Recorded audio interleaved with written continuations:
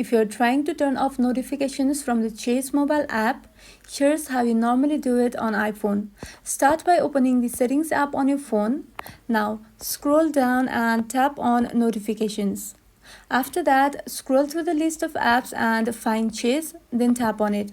But I don't know why I don't see Chase in the list, so I'm gonna use another app as an example to show you how it works. Tap on it, and here you will see options like Allow Notifications.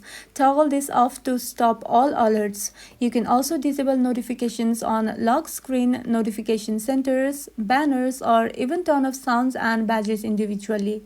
And that's how you manage or disable notifications for apps on your iPhone, and it'll work the same way for Chase Mobile if and when it appears in the list. If this video was helpful, don't forget to like and subscribe for more of these videos, and thank you for watching. If this video was helpful, don't forget to like and subscribe for more of these videos, and thank you for watching.